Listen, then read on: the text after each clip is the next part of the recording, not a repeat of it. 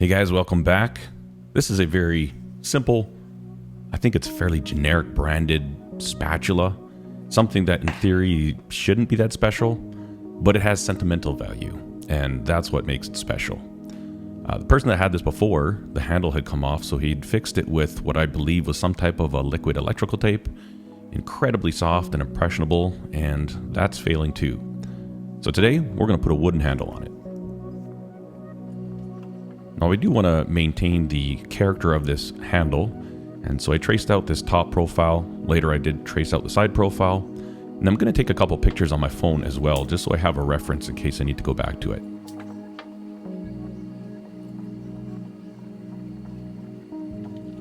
So let's take it apart and see what we're in for. It's kind of interesting to see how this thing was assembled. You've got kind of this little sleeve that opens up. It has notches that line with notches in the tang. Kind of a cool little way to do it. But we're going to do something completely different. So these are the components of the original spatula, and we're going to replace all those plastic bits with a nice piece of stabilized spalted maple.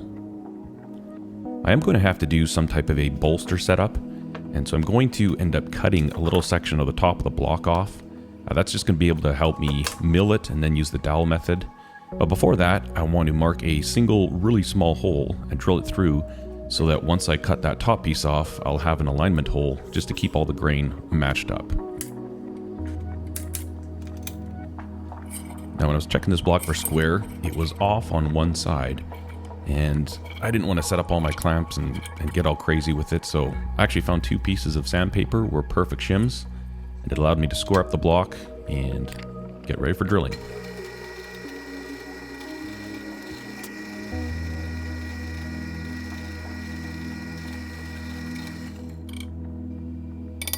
Now that we've got the hole drilled, we can go ahead and cut that top section off.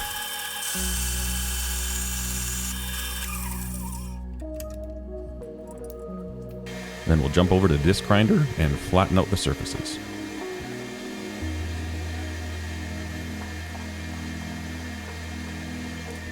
Now the tang on this spatula is really thin metal, and so what I did here was I used that center hole we had drilled, and I got my smallest end mill.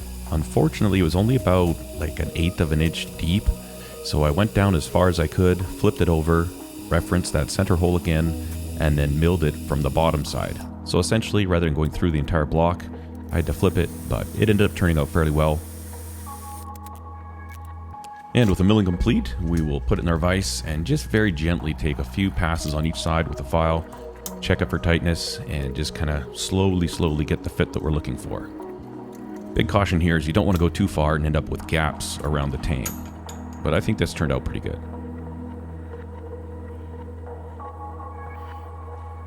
And with that done, we can go ahead and drill a 1/2 inch hole through the center, and this is going to house the dowel. And the dowel that we're using, I put a slot in it so the tang will actually go into the dowel and the dowel into the block. And then these are two G10 spacers that I'm going to be using. I found the quickest way to drill these is just like this. Got a sacrificial board underneath, and it really prevents helicoptering or tear outs. In preparation for glue, we're just going to rough up the G10 with some 80 grit sandpaper. Actually, all the surfaces that are going to be mating, we're going to rough it up with 80 grit, just so it's a little bit rougher so the epoxy has a toothy surface to grip onto. Doing some preliminary test fitting with the dowel, make sure that dowel sticks through just enough, but not too much. And just to make sure that dowel isn't interfering with the top section, I'm just going to lightly sand it down, make sure that it's perfectly flush with the G10, but that top cap can still sit on nice and flush.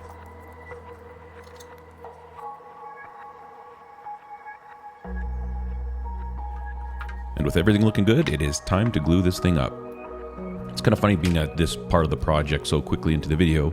Generally, if I'm doing a hidden tang, it's because I'm making a knife, and before all that stuff comes actually making the blade, so this was kind of refreshing just to jump straight onto the handle without having to worry about making the blade and all those steps that come along with that. Fun little change.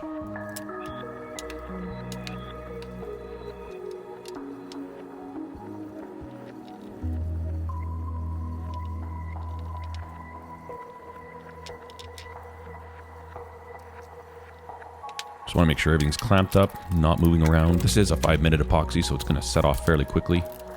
But I want to make sure those lines of the grain line up perfectly.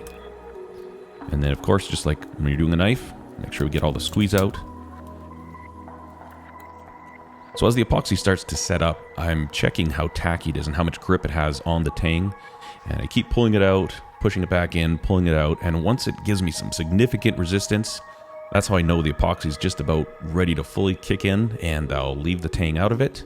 And then once the handle is fully cured, we will go ahead and heat up the tang and actually kind of burn it in.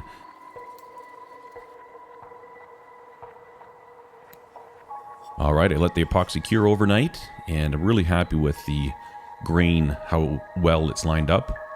It turned out pretty good, and what we got to do now is just clean up the, square up the block, get all this residue off there, and then we'll be ready to lay out the shape of the handle.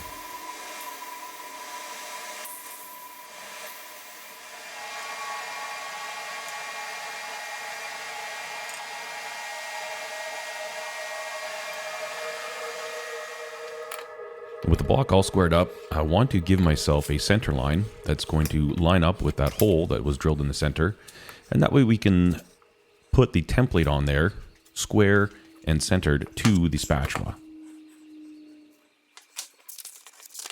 So what I did is I traced out half of that profile, and then I'll fold it in half right along the center and then cut the other side. That will have a symmetrical template, and I can line up that fold line with the center line that we put on the handle.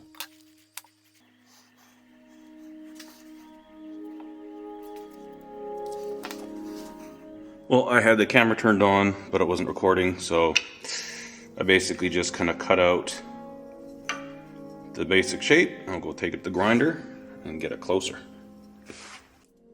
And I actually saved myself right before I did that, and I took those two halves that I'd cut off and I put them back on so that it would hold the block square so that I could mill the slot that's at the end of the handle.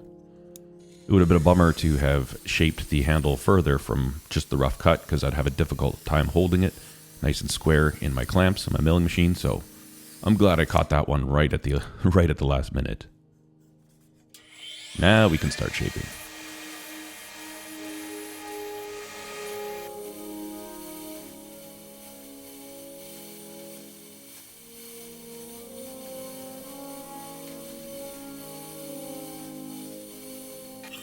And now that we've got the sides profiled, I'll go ahead and just cut this down to the approximate thickness. And for the shaping of this portion, what would be the top and the bottom, I'm kind of doing it a little bit more by eye. I'm not tracing a template onto there. Just going to kind of reference the handle while I start shaping it on the belt grinder. Kind of more of a feel thing than anything else.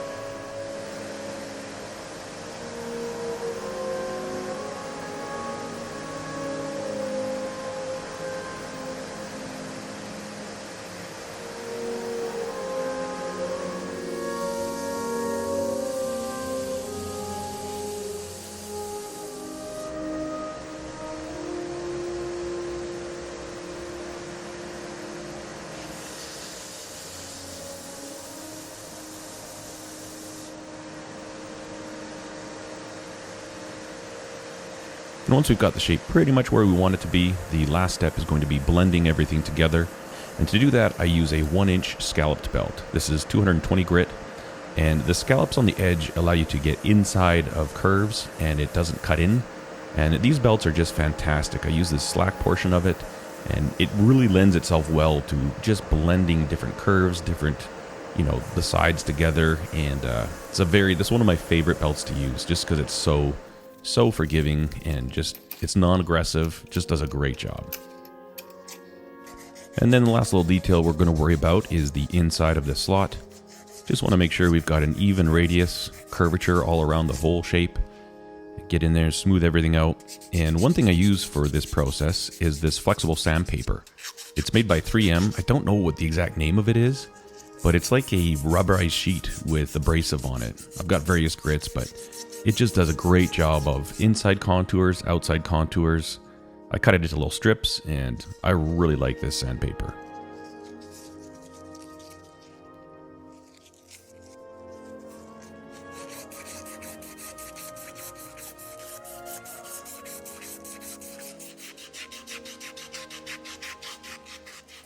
And once I'm happy with the shape of it, I've taken up to about 800 grit, and we're just going to give it a quick buff, really bring out that beautiful stabilized wood. There's a lot of nice chatoyance in this piece. It doesn't show up super well in camera, but in person it is a really nice little piece of wood.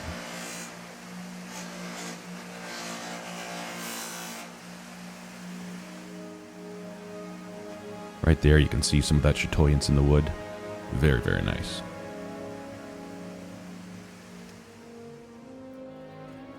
Now during this process, I actually ended up having the slot a little bigger than I would normally like to. So what I ended up doing was taking a piece of scrap wood, creating a whole bunch of sawdust, and putting the sawdust into the epoxy so that it kind of colors the epoxy and makes the slight little gap around the one edge. It makes it less obvious. I've never done that before, but it seemed to work just fine.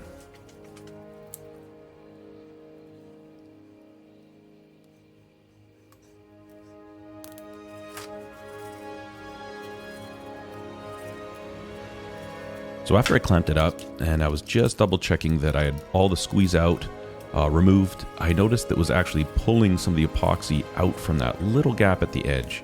So I ended up just taking some more epoxy and kind of putting it in there like a putty, wiping it down, putting it in, wiping it down, and I ended up getting it to look fairly nice. So that little gap there is very, very unnoticeable, and then we just basically filled it in with epoxy as if it was a caulk or something like that.